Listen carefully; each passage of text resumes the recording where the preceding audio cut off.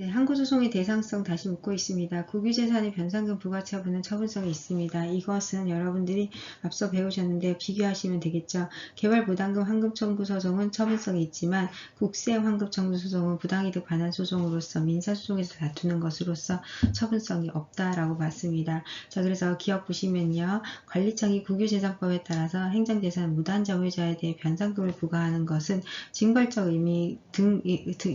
의미와 여러가지 행정적 의미가 함께 있기 때문에 행정청이 우월적 지위에서 결정하는 것으로서 행정소송의 대상이 되는 행정처분이다 라고 판단을 했습니다. 따라서 처분성이 인정된 사례입니다. 자, 2번 우리 배웠습니다. 건축물 대장의 용도 변경이죠. 그쵸? 자, 용도 변경, 건축물의 용도 자체는 토지의 지목에 대응하는 것입니다. 따라서 어느 정도 그 용적률이나 건축물의 용도죠. 상업지역이나 또는 주거지역이나 이런 것들인데요. 자, 이러한 경우에 3종 주거지역, 1종 주거지역, 2종 주거지역 이런 식으로 표시가 되어 있는데 이것은 토지의 이용가치에 해당하는 것입니다. 따라서 이 건축물 대장의 용도는 건축물의 소유권을 제대로 행사하기 위한 잔재요건이 되기 때문에 실체적 권리관계와 밀접하게 관련이 있다라고 보아서 이것을 거부하는 것은 행정처분에 해당한다라고 보았습니다. 따라서 니은도 맞는 지문에 해당합니다. 네, 다시 처분성이 있는지를 묻고 있습니다. 건축물 대장을 직권 말소한 행위가 처분성이 있는 행정행위인지에 관한 건데요. 건축물 대장 자체가 이제 국민들에게 직접 그것만으로 권리의무 관계를 모두 확정시키는 건 아니지만 이 직권 말소를 하는 행위 자체는 권리의무에 영향을 미치는 행위라고 보았습니다. 예를 들어서 건축물 대장을 직권 말소하면은 보통 이제 부동산 거래 같은 거 할 때 건축물 대장이 100% 확정적인 것은 아니지만 어느 정도 증거적인 서류로서 작용을 하잖아요. 자, 그런데 이 건축물 대상 직권 말소를 하지 않으면은 당사자 입장에서는 토지 거래나 또 건물 거래 등에서 영향을 받는다라고 법원에서 설명을 했습니다. 따라서 건축물 대장 소관 행정청이 건축물 대장 직권을 직권 말소한 행위는 당사자의 권리 의무에 영향을 미치는 행위다라고 해서 법원에서 처분성을 인정을 했습니다. 자, 이거 토지에 관련된 사안들 잘 보시면요. 토지 대장에 대한 소유권 명의 변경 신청 거부는 처분성이 인정되지 않았지만 건축물 대장의 직권 말소나 건축물 대장의 용도 변경 신청은 처분성이 인정이 되었습니다. 자, 그리고 국세 환급 청구에 대한 청구권은 이것은 민사소송으로 보는 부당이득 반환 청구권이기 때문에 처분성이 인정되지 않는 것으로 보았습니다. 따라서 리을은 국세 환급 결정 또는 이 결정을 구하는 신청에 대한 환급 거부 처분에 관해서는 처분성이 인정되지 않는다고 보시면 되겠습니다. 자, 그리고 미음은요, 국가인권위원회의 시정권고에 대한 겁니다. 시정권고라도 일정한 법률상 의무가 있는 경우엔 처분성이 인정이 됩니다. 원칙적으로 국가인권위원회의 시정권고는 권고적 성격을 갖는데도 불구하고 어떠한 시정권고를 하면서 법률상 의무를 직접 부담한 경우를 얘기하는데요. 자, 우리 판례 한번 보시면요. 성희롱 결정과 이에 따른 시정조치의 권고는 불가분의 일체로 이루어지는 것이다 라고 우리 법원이 설명을 하면서 성희롱 행위로 결정된 자의 인격권에 영향을 미침과 동시에 행정청에 일정한 법률상의 의무를 부담시키는 것이기 때문에 이러한 경우에는 행정처분으로 보지 않을 수 없다 이렇게 봤습니다. 따라서 미음 보시면 국가인권위원회가 성희롱 행위자로 결정된 자에 대해서 한 성희롱 결정과 이에 대한 시정조치 권고입니다. 문제에서 그냥 일반적인 조치처럼 보이지만 성희롱 행위자로 결정된 자에 대한 시정조치라고 명시적으로 쓰고 있죠. 결국 이 판례를 묻고 있는 겁니다. 따라서 이 경우에는 국민에게 직접적인 영향을 미침과 동시에 그 다음에 일정한 법률상의 의무를 행정청에게 부담시키는 것이기 때문에 이러한 시정조치도 행정청 처분성이 있는 행위로 볼 수 있습니다. 행정소송에서 처분성의 대상이 되는지 여부를 다시 한번 묻고 있습니다. 자, 기억 지문을 먼저 보시면 공사 중지 명령을 받은 상대방이 이제 명령 이후에 원인 사유가 소멸했다라는 주장을 해서 행정청에게 공사 중지 명령의 철회를 요구했었는데 거부를 받게 됩니다. 자, 이에 대해서 당사자 입장에서는 다툴 만한 이익이 있는지를 보시는 건데요. 당연히 행정청이 이제 그 철회를 요구를 거부당하는 경우에는 당사자 입장에서는 다시 공사 중지 명령을 받아서 그 이행 이행을 해야 되잖아요. 그래서 이행 의무가 발생하니까 결국 불이익 처분을 받는 것과 같은 결과가 발생합니다. 따라서 이 경우는 처분성이 인정된다고 해서 우리 법원이 인정을 했습니다. 자, 판례를 한번 보시면 행정청이 행한 공사중지 명령의 상대방은 그 명령 이후에 원인 사유가 소멸하였음을 들어서 공사중지 명령의 철회를 요구할 수 있는 조리상의 신청권이 인정된다라고 판단했습니다. 자, 그래서 맞는 지문이고요. 니은 지문 같은 경우는 앞서 배우셨습니다.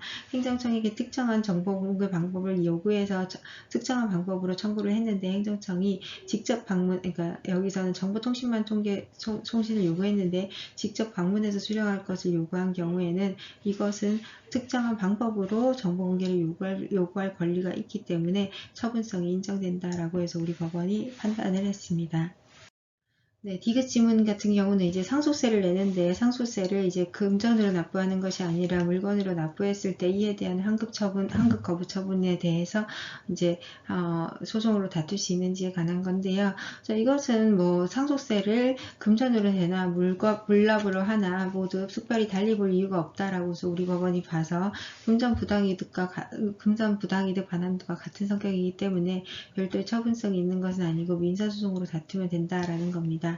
자, 그래서 디귿 지문을 보시면 납세자가 상속세를 물납했다가 과오납을 이유로 물납주사에 대한 환급을 청구했지만 과세관청이 이에 대한 거부를 했을 때는 당사자 입장에서는 부당이득 반환 청구에 해당하기 때문에 민사소송으로 가야 되기 때문에 처분성을 인정하지 않았습니다. 자, 그래서 틀린 지문, 이제 처분성이 인정되지 않은 지문에 해당합니다.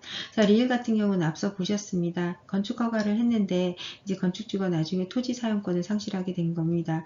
그래서 이에 대해서 건축허가 철회를 이제 신청을 했는데 이에 대해서 행정청이 거부했을 때의 처분성입니다.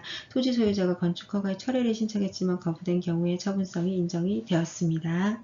네, 원고적격 문제가 출제되었습니다. 원고적격 문제도 앞서 보셨던 처분성 문제와 굉장히 유사하게 이것만으로 이제 단독적인 쟁점으로 문제가 나오는 게 아니라요. 여러 사례에서 계속 다른 여러 가지 쟁점들과 결합하여서 출제되는 경향을 볼 수 있습니다. 자, 그래서 원고적격이나 처분성 문제는 사실 굉장히 출제 빈도가 높습니다. 그 이유는 다른 여러 가지 문제들과 결합하여 내기가 굉장히 좋은 형태에 해당합니다. 소송의 요건에 해당하는 거잖아요. 그래서 본안 판단도 아니고 소송의 요건 심사 과정에 들어가는 거기 때문에 웬만한 소송 어떤 사례에서든 항상 중요한 쟁점으로 나오게 됩니다. 더군다나 우리 행정소송법에서는 소송 대상성이죠. 그렇죠. 원고적격이나 그다음 본안 판결의 대상성으로서 처분성을 확대하려는 그러한 판례 움직임이 보여지고 있기 때문에 판례도 굉장히 다양하게 형성이 되고 있습니다. 따라서 선택형이나 사례형에서 내기에 굉장히 좋은 테마에 해당하죠. 그래서 여러분들이 많이 출제된다는 거 보시면 미리 아시고 준비하셨으면 좋겠습니다. 자, 여기서 갑은요. 공유수면 주차장 부지 선정을 목적으로 관할시장으로부터 허가기간을 3년으로 하는 공유수면 점용 사용허가를 받아서 주차장 부지를 조성을 했습니다. 자, 이후에 갑이 이제 기간 만료 전에 3년 동안 이제 이용하기로 했으니까 이 기간에 대한 연장 신청을 했지만 행정청이 아무런 응답을 하지 않아서 기간 만료 이후에 공유수면 기간이 만료되었음을 이유로 원상회복 명령을 하게 됩니다. 자, 하지 않다가 이제 행정청이 원상회복 명령을 하게 되죠. 자, 이에 대한 설명을 하고 있습니다. 자, 첫 번째 질문은 이 공유수면 점용 사용허가의 법적 성격입니다. 자, 공유수면에 관한 것은 특별한 어떤 공공용지를 이제 행정청 특정한 사람에게 사용할 수 있게 해주는 거잖아요. 따라서 이것은 특정인에 대한 이용권이라는 점에서 독점적 권리를 설정해 주는 것이기 때문에 처분성이 인정이 되고 있습니다. 판례의 지문을 보시면 공유수면 관리 매립에 관한 법률에 따른 공유수면의 점용 사용 허가는 특정인에게 이용권이라는 독점적 권리를 설정해 주는 처분에 해당하기 때문에 이 처분으로서 처분 여부 및 내용에 대한 결정은 원칙적으로 행정청의 재량에 속한다라는 거죠. 따라서 이와 같은 재량 처분에 있어서는 재량권 행사의 기초가 되는 사실행위에 일정의 오류가 있거나 법령 적용에 잘못이 없는 한은 처분이 위법하다고 할 수 없다. 이렇게 설명을 하고 있습니다. 자, 그 다음에 2번 질문입니다. 자, 갑이 받은 공유수면 점용 사용기간이 그 사업의 성질상 부당하게 짧다고 인정되면 허가는 기간 만료로 당연히 실효되는 것이 아니다라는 건데요. 자, 이거는 부당하게 부당하게 짧은 기간이 붙은 그 부간으로 붙은 경우에 우리 법원이 이것은 허가 조건의 존속 기간에 불과하다라고 보한 거죠. 그렇죠? 자, 우리 앞서 배웠습니다. 자, 허가 기간이 부당하게 짧은 경우에는 허가 기간의 존속 기간을 정하는 것으로서 허가 조건의 존속 기간에 불과하다 이렇게 판단했습니다. 판례 다시 한번 보시면요. 행정행위인 허가 또는 특허에 붙은 조항으로서 종료의 그 기간을 정한 경우에 그 기간이 이제 부당하게 사업의 성질을 고려했을 때 부당하게 짧은 기한을 정한 경우에 있어서는 그 기한은 그 허가 또는 특허의 조건의 존속 기간을 정한 것이다 라고 보아야 하며 그 기한이 도래함으로써 조건의 개정을 고려한다는 뜻으로 해석할 수 있다 이렇게 판단을 했습니다. 따라서 원칙적으로 허가의 기한이 부당하게 짧은 기한은 허가 조건의 존속 기간이다 라는 거 우리 앞쪽 그 허가 부분에서 배웠습니다. 그래서 그 내용을 여러분들이 다시 한번 보시면 되겠습니다. 3번이 이제 본격적으로 우리가 배우는 원고 적기에 관한 건데요. 딱 요거 하나 나왔습니다. 요 문제에서는요. 그러니까 결국은 이제 여러분들이 요거 쟁점이 이제 다른 문제랑 복합해서 많이 나온다는 거 보시면 되는데요. 자, 인접 토지 소유자의 원고 적격 문제입니다. 공유수면 점용 사용 허가로 인하여 인접한 토지를 적정하게 이용할 수 없게 되는 등 피해를 받을 우려가 있는 인접 토지 소유자는 이를 무효 확인을 구할 원고 적격이 인정된다라는 것을 우리가 판단을 했습니다. 자, 요거 법원이 판단을 했는데 요 내용 우리가 새만금 사건과 그 밖의 사건들에서 다 봤습니다. 그쵸? 자, 그래서 원자로 시설 부지 인근 주민 토지 채취 허가로 인한 인근 주민들에 대해서는 원고 적격을 인정을 했고요. 상수로 보호구역 인근 주민에 대해서 그 급수를 받고 있는 주민에 대해서는 원고 적격을 인정하지 않은 경우가 있었습니다. 자, 여기서 공유수면 이용에 관한 인접 토지 소유자는 원고 적격을 인정을 받았다라는 거 기억하시면 되겠습니다. 네, 4번 지문은 불가쟁력과 같이 문제가 나왔습니다. 자, 불가쟁력은 이제 당사자가 더 이상 다툴 수 없는 거죠. 따라서 이 불가쟁력이 발생했다고 해서 행정청이 직권치수를 할 수 없냐? 그건 아니라는 겁니다. 자, 4번 지문 보시면 원상회복 명령에 대해서 이의제기를 하지 않아서 불가쟁력이 발생한 이후에도 관할시정은 이 명령에 하자가 있음을 이유로 직권으로 효력을 취소할 수 있다는 겁니다. 직권취소는 언제든지 할 수 있잖아요. 불가쟁력은 상대방과 당사자를 구속하는 힘입니다. 상대방 및 이해관계인을 구속하는 힘입니다. 따라서 행정청이 직권취소를 할 수 있는 것은 과는 관련이 없습니다. 자, 그래서 4번은 옳은 지문에 해당합니다. 자, 그 다음 5번 지문은요. 기판력과 불가쟁력을 구분하는 문제입니다. 불가쟁력은 형식적 확정력이기 때문에 일정한 기간이 지나면 당연히 자연스럽게 당사자가 더 이상 이를 다툴 수 없게 된다는 것을 의미합니다. 한편 기판력은 실질적 확정력으로서 처분의 기초가 된 사실관계 또는 법률적 판단이 확정이 되면 당사자는 더 이상 당사자 또는 법원은 모순되는 주장이나 판단을 할 수 없게 된다는 것을 의미합니다. 기판력은 결국 판결의 효력이라고 생각하시면 됩니다. 자, 그래서 5번 보시면 쟁송기간의 경과로 확정된 경우에는 기초가 된 사실관계나 이러한 것들에 대해서 모순되는 주장이나 판단을 할 수 없다라고 하는 건데요. 이거랑은 상관이 없다는 거죠. 그렇죠? 자, 이 판례 다시 한번 보시겠습니다. 행정처분이 확정이 된 경우에는 그 확정력은 법률상 이익을 침해받은 자가 처분이나 재결의 효력을 더 이상 다툴 수 없다는 의미일 뿐입니다. 따라서 이 확정력은 기판력과 같은 효력이 인정되는 것이 아니라서 그 처분의 기초가 된 사실관계나 법률적 판단이 확정되고 그 다음 당사자들이나 법원은 이에 대해 기속되어서 모순되는 주장이나 판단을 할 수 없게 되는 것은 아니다라는 겁니다. 기판력은 형식적 구속력에 형식적 효력에 해당하는 것이기 때문에 이 기판력과는 다른 것으로 여러분들이 보시면 되겠습니다. 14번 지문은 조합 설립과 관련된 지문입니다. 자, A지역에서 토지 등을 소유한 자는 도시 및 주거환경정비법에 의해서 조합 설립 추진위원회를 구성을 했습니다. 그리고 관할행정청으로부터 승인을 받았는데요. 승인을 받고 그 이후에 조합 설립 결의를 거쳐서 조합 설립 인가를 받게 됩니다. 자, 이후에 관리처분 계획을 수립했고 이를 인가 고시했습니다. 자, 그런데 이 사건에서 정비구역 내 토지를 소유한 갑은 조합 설립 추진위원회 구성에 동의하지 않았습니다.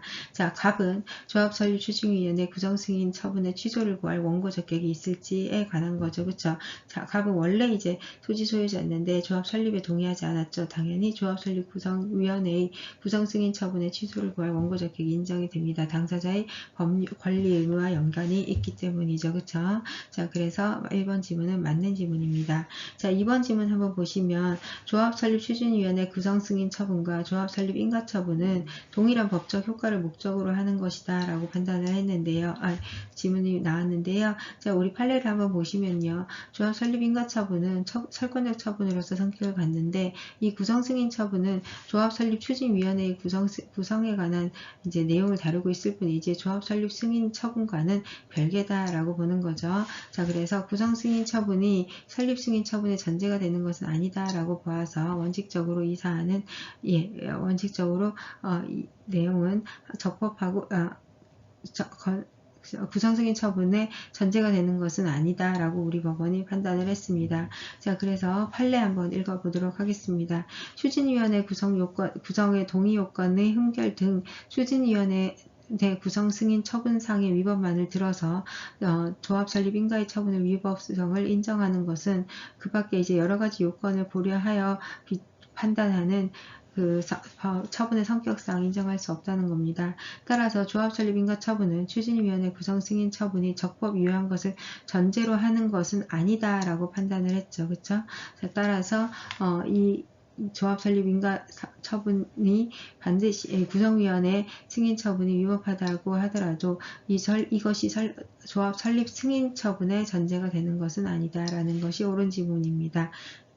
네, 조합 설립 결의가 있고 난 뒤에 그 다음에 인가처분이 이루어지게 됩니다. 그러면 소송의 대상은 이 인가처분 무효 확인 소송이지 설립 결의에 대한 무효 확인 소송이 될 수 없다라는 게 우리 법원의 판단입니다. 그래서 이 내용을 쓰고 있는데요. 4번 지문 보시면 조합 설립 인가처분이 행해지고 난 이후에 조합 설립 결의의 하자를 이유로 조합 설립의 무효를 주장한다면 인가행정청을 상대로 조합 설립 인가처분의 취소 또는 무효 확인을 구할 수 있을 뿐이지 조합 설립 결의의 하자를 다툴 수는 없다라는 게 우리 법원의 판단이죠. 그쵸? 따라서 이 지문은 옳은 지문에 해당합니다. 자, 그 다음에 인가 후에 관리처분 계획이 있을 때 총회 결의가 있고 관리처분 계획의 인가와 고시가 있습니다. 자, 그래서 이 부분은 총회 결의가 이미 있었고 그 다음 관리처분 계획의 인가 고시가 있었기 때문에 관리처분 계획을 다투고자 할 때 총회 결의만 따로 떼어서 다툴 수는 없다라는 겁니다. 자, 그래서 5번 지문을 보시면 관리처분 계획에 대한 인가 고시가 있은 이후에 관리처분 계획에 관한 조합 총회 결의의 하자를 다투려면 조합을 상대로 항고소송의 방법으로 관리처분 계획의 무효 또는 취소 또는 무효 확인 소송을 다투어야지 조합 총회 결의 자체를 다툴 수는 없다는 게 우리 법원의 판단입니다. 따라서 5번도 옳은 지문입니다. 네, 15번 지문도 원고 적격에 관한 것입니다. 자, 법인이 주주인 경우에는 원칙적으로 원고 적격이 인정되지 않지만 예외적으로 그 성질상 주주의 지위에 중대한 영향을 초래하는 경우이고 그 처분의 성질상 당해법인이 이를 다툴 것을 기대할 수 없고 달리 주주의 지위를 보존할 구제할 방법이 없는 경우에 즉 특별한 어떤 요건에 하나여 주주도 처분의 취소를 구할 원고 적격이 인정이 됩니다. 따라서 원칙적으로는 처분의 원고 적격이 인정되지 않는다는 거 기억하시면 되겠습니다. 자, 경업자 소송에서 시외버스 운송자죠. 시외버스 운송자와 기존 영업자 간에는 경업자 소송을 우리 법원이 인정하고 있습니다. 따라서 경업자에 대해서 이루어진 면허나 인허가 처분 등의 행정처분의 상대방이 아니므로 기존 업자는 당해 처분에 대한 취소를 구할 원고 적격이 인정이 되는 거죠. 그래서 니은은 틀린 지문입니다.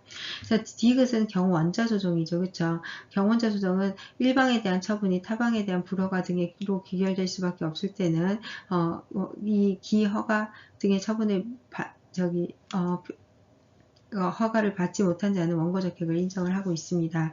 따라서 이 경우에는 틀린 지문에 해당합니다. 자, 디귿 지문 다시 한번 보시면요. 수인이 서로 경쟁 관계에 있어서 일방에 대한 허가 등에 대한 처분이 타방에 대한 불허가로 귀결될 수밖에 없을 때는 그 허가 등에 대한 처분을 받지 못한 자는 자신에 대한 불허가 처분 등을 취소를 구하면 되는 것은 아니고 될 수도 있지만 그 다음에 경원자에 대해서 이루어진 처분 등의 상대방이 아니라 할지라도 취소 소송의 취소를 구할 원고 적격이 인정이 된다고 했습니다. 이게 경원자 소송이기 때문에 가능한 겁니다. 네, 원고 적격에 관한 문제 다시 보겠습니다. 환경영향평가에 관한 거죠. 환경영향평가 구역 내 주민들의 환경상 이익의 침해가 사실상 추정이 되기 때문에 별다른 논의 없이도 원고 적격이 인정이 되고요. 환경영향평가 구역 밖의 주민 같은 경우에는 환경상 피해의 침해 우려 등을 스스로 입증해야지만 원고 적격이 인정이 된다고 보았습니다. 광학법 설정 허가도 우리 앞서 봤습니다. 그래서 수인한도 넘는 재산 환경상의 이 침해를 입증함으로써 원고 적격을 우리 법원이 인정할 수 있다고 보았습니다. 자, 이 내용 한번 정리해보면요. 인인소송이죠. 연탄공장, LPG 충전소, 원자력 부지, 건설 화장장 같은 경우는 원고 적격이 인인소송이 인정이 됐는데 상수원 보호구역은 인정되지 않았습니다. 경업자 소송은 특허 같은 경우는 주로 인정이 되는데 허가 같은 경우는 인정이 되지 않았죠. 경원자 소송은 로스프링과 취소소송에서 취소소송에 관한 타교의 경원자 소송을 제기한 것에 대해서 인정한 사례가 있었습니다. 자, 새마음 사건 대표적인 원고 적격 사례입니다. 환경영향평가 구역 내와 그 외의 경우를 구분을 해서 내의 경우에는 원고 적격이 인정이 되고 그 다음에 외의 경우에는 스스로 환경상 이익의 침해를 입증해야지만 인정이 된다 이렇게 판단을 했습니다. 감사합니다.